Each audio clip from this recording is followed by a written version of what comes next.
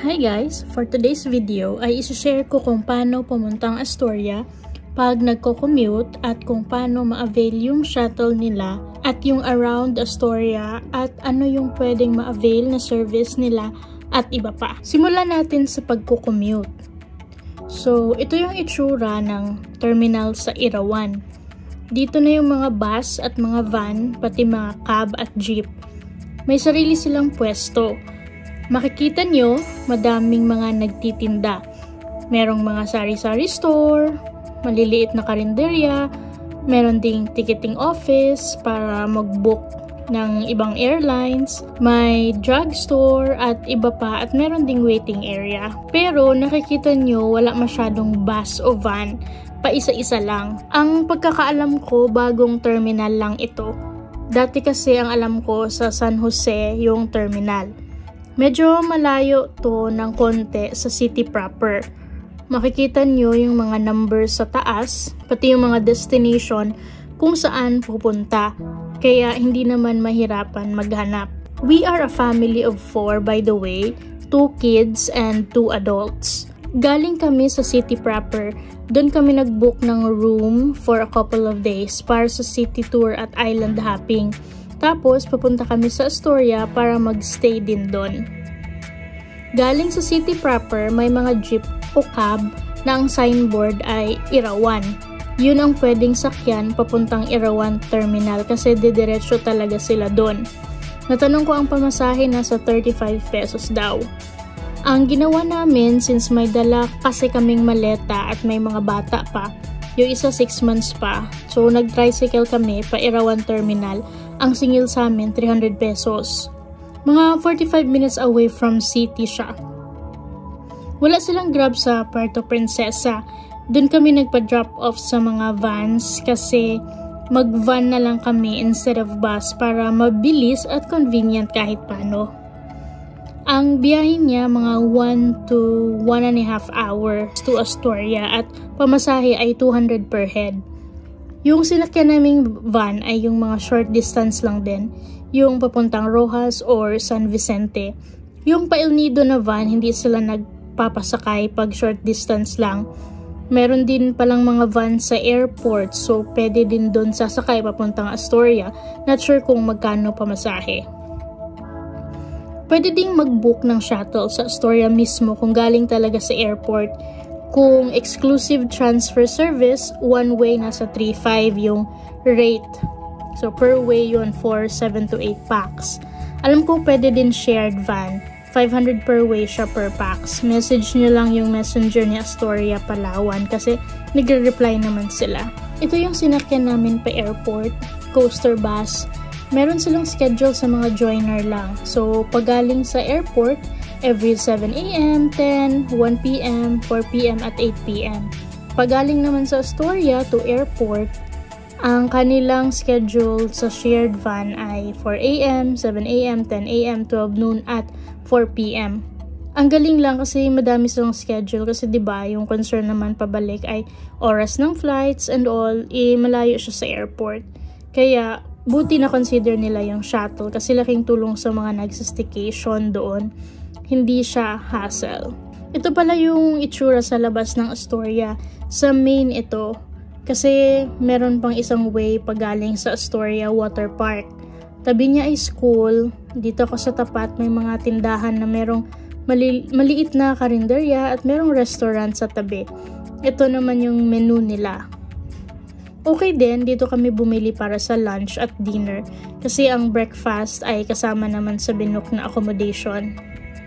Kung pabalik naman ang city, pwede din mag-abang dito kasi dito naman dadaan ang mga bus at van pero wala masyadong dumadaan. Tapos not sure kung punuan pa, hindi na namin tinry na mag-commute pa uwi kasi feeling ko ang hassle in our case.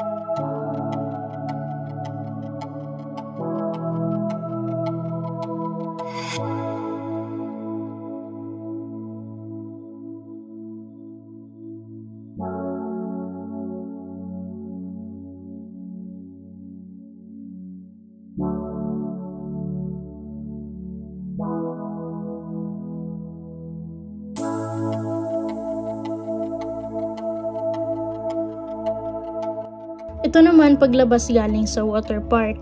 Meron ding tindahan at karinderya. Una kasing concern ko bago pumunta kung may kainan sa labas, kasi kung wala, required ka na kumain dun sa loob, sa restaurant nila. Buti naman merong kainan sa labas. Meron ding tindahan para sa mga needs kung kailangan, kasi medyo malalaki naman yung sari-sari store sa labas. Pero meron ding convenience store dito sa loob ng Astoria.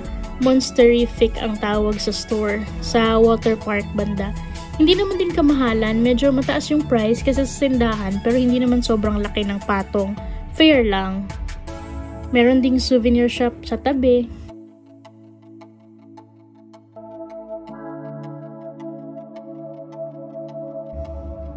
Ito pala yung menu nila sa buffet nung dinner.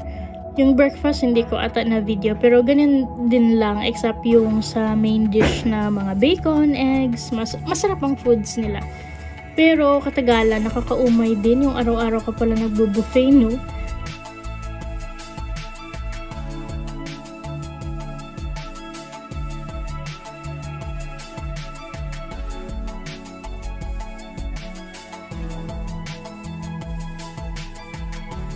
Habang nagdi-dinner, ito yung ganap nila sa gabi. Ito yung view habang kumakain. May pool at yung may pa fire dance. Every night ito. Ang bongga ni Astoria. So, ikutin natin yung resort. Dito kami magsimula sa building ng accommodation namin sa The Nest. Ito yung hallway niya. Nasa second floor kami. Hanggang second floor lang din siya. May tambayan dito sa gilid, at paglabas ng elevator ay merong mini restaurant na merong mga coffee at pastries. Fair lang din yung price.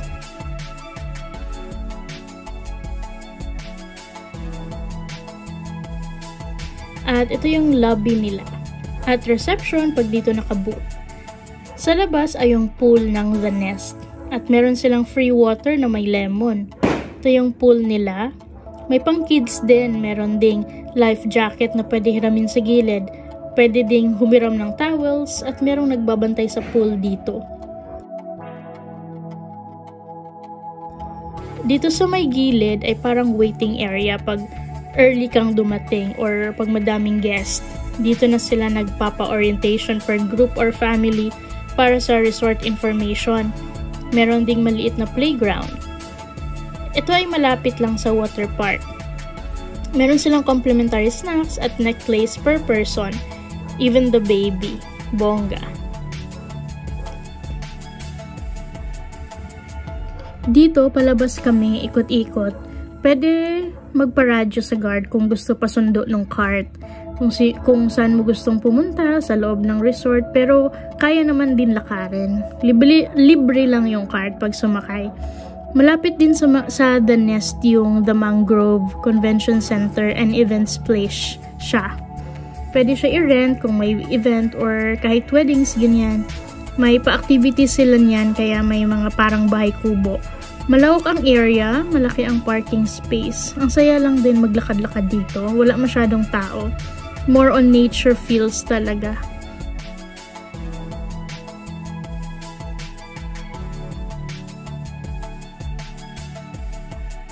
Itong rooms na bungalow, yan ay yung mga deluxe at one bedroom suite.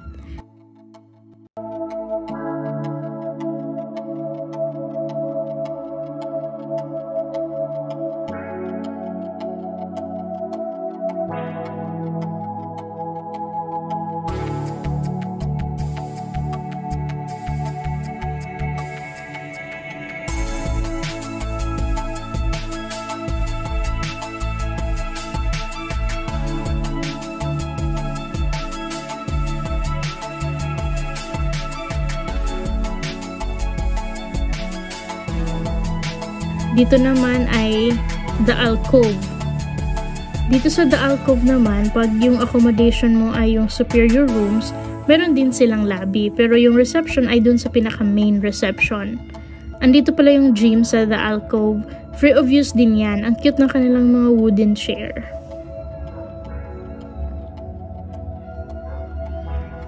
Tapat ng alcove ay yung main reception. The canopy naman, ito siya. Ang kukulay ng mga itsura, ito yung lobby, tapos dito sa gilid ay maliit na souvenir shop.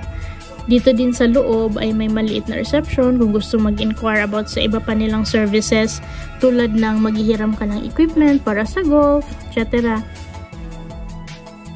Ito naman, paglabas ng The Canopy, ang tapat nito ay yung restaurant nila. Mababait ang kanilang mga staff, babatiin ka talaga. Yung mga bungalow na mga maliliit na house ay mga deluxe room yan o one bedroom suite.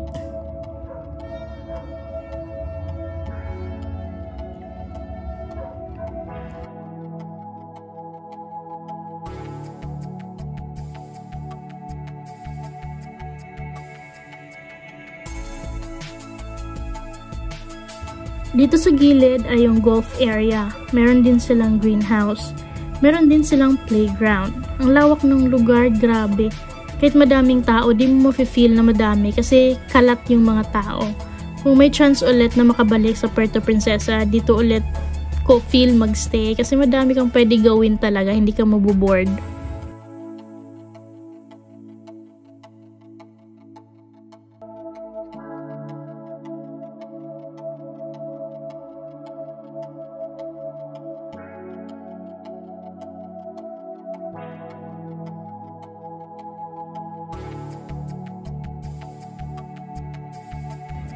So, punta naman tayo sa beach side.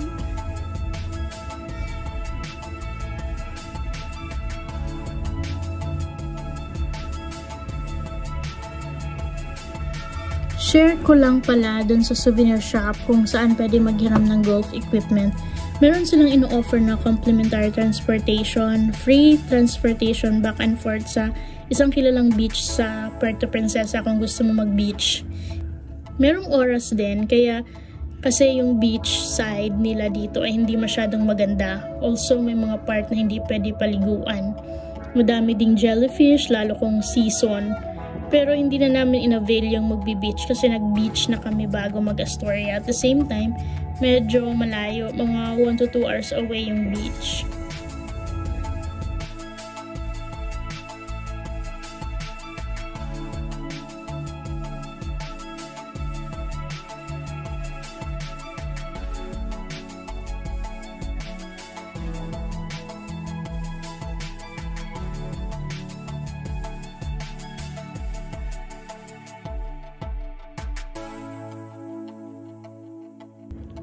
Dito pala yung restaurant nila. Dito nagsaserve ng mga buffet, tapos may pool din.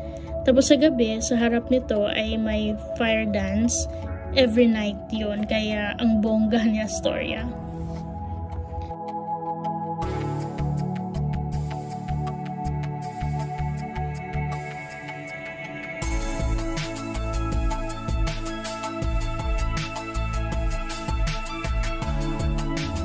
Libre pala yung paggamit din ng bicycle.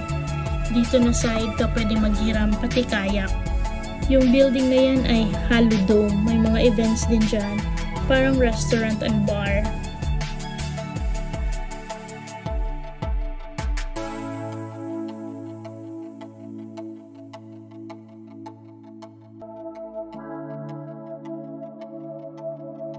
Dito na side ay mga premier villas. Mga member lang dito. Hindi siya kasama sa offer ng rooms nila. Ito naman yung pool nila. Actually, naliguan namin lahat ng pools. Wala namang restrictions kung saang pool pwede. At wala din masyadong tao dito. Tahimik.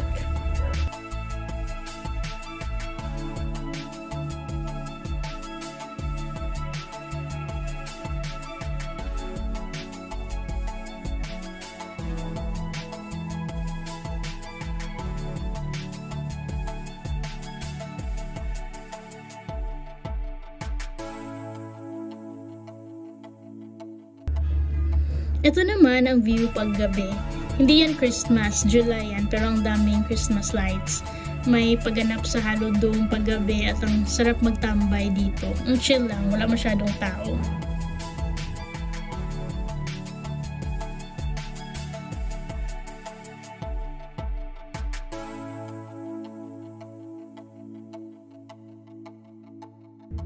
Ito yung dagat nila sa malapitan. Low tide at medyo maputik yung dagat. Hindi masyado maganda liguan kaya sila nag-o-offer ng free transportation para magpunta sa beach. Magbabayad ka na lang ng entrance.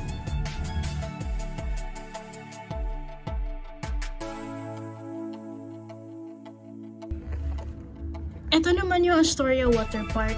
May isang free entrance kami pero kung hindi naka-check-in sa Astoria, ito naman yung rate nila. Actually, dahil dalawang book ako ng rooms dahil yung unang araw ay hindi available yung deluxe room, kaya nag-book ako ng Superior Room Plus. Binigyan kami ng isa pang free access sa water park kasi every online bookings siya. So, since dalawang beses din ang free access, pero isang beses lang kami pumunta. If you want to avail the bench nila sa water park, merong bayad, hindi pwedeng magtambay kahit vacant siya. Pero, merong mga upuan na pwede mag-iwan ng gamit. So, yung kanyang water activities ay may time din. Like yung pool wave, pati yung pag-sprinkle ng mga tubig sa mga bato-bato, etc. Yan. So, for our 4-day stay here, masaya, relaxing, nakaka-chill, at peaceful.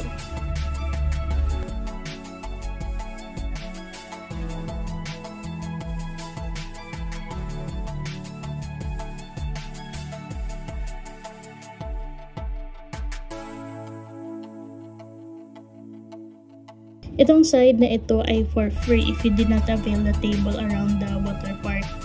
Itong gate na ito ay entrance papasok ng Astoria. Shortcut kumbaga. Meron ding mga kiosk ng mga street foods like fries, hotdogs na binibenta. Pero if binili ang ticket to water park, merong free snacks. Ito yon. Parang stub lang ibibigay to claim. May mga shower din at CR.